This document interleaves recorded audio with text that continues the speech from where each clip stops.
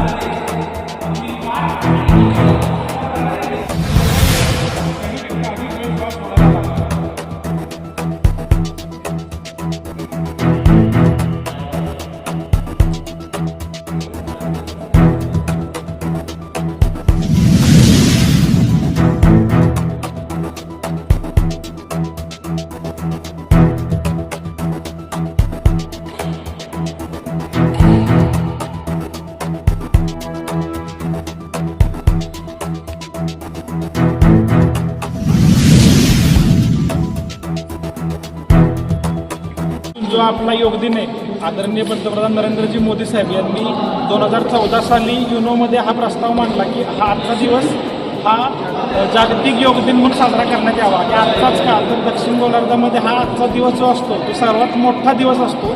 यामुळं हा आजच्या दिवसाची निवड युनोने आणि आदरणीय पंतप्रधान नरेंद्रजी मोदी साहेब यांनी केली आणि त्या दिवसापासून 2015 साली हा प्रस्ताव मंजूर झाला आणि त्यानंतरनं आज 15 सालापासून आज 11 वर्ष झाली हा जगात आपल्या आदरणीय पंतप्रधान नरेंद्रजी मोदी साहेब यांच्यामुळे योग दिन हा जागतिक स्तरावर गेला आणि जगात साजरा केला जातो. त्याच धर्तीवरती आपल्याला भारतीय जनता पार्टीतर्फे आज संपूर्ण देशामध्ये हा दिन साजरा केला जातो. त्याच माध्यमातून सातारा शहराचे शहराध्यक्ष अविनाशजी खर्शीकर, संयोजक आपल्या या कार्यक्रमाचे दीपकजी असतील, यांनी हा खूप चांगल्या पद्धतीने कार्यक्रम केला आणि या कार्यक्रमाला आपल्याला मोलाची साथ ज्यांची लाभली ते सागर सर वेद अकॅडमीचे, यांच्यासाठी एक जोरदार टाळ्या झाल्या पाहिजे.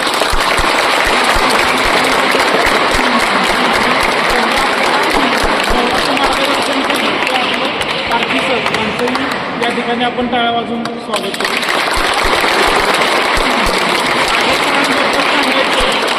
सागर सरांची जी अकॅडमी आहे ही पश्चिम महाराष्ट्रामध्ये सर्वोत्कृष्ट अकॅडमी अशी, आणि आज जिल्ह्यामध्ये 18 PSI भरती झाली या आत्ताच्या रिसेंटच्या भरतीमध्ये.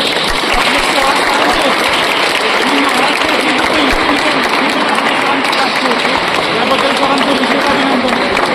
आणि पश्चिम महाराष्ट्रात नाही अशा पद्धतीची त्यांनी मला आत्ताच ते फोटो दाखवत होते की अभ्यासिका तयार केली की त्यामध्ये पश्चिम महाराष्ट्रात नाही अशा पद्धतीची. तर तुमचं अभिनंदन. तुम्ही असंच काम करत राहा, सातारकरांचं नाव वाढवत राहा. भारतीय जनता पार्टी म्हणून तुम्ही आम्हाला कधीही सांगा, आम्ही तुमच्यावर कायम उभे राहू. मी चोरगे सरांना आणि विनंती करतो की तुमचं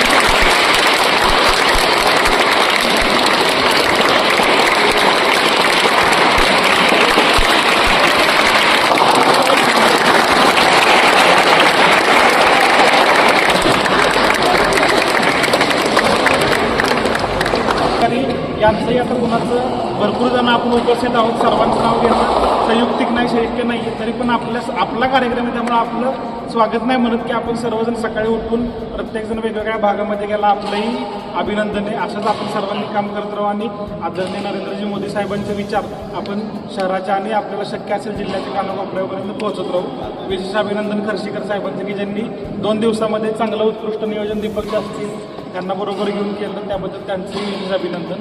धन्यवाद.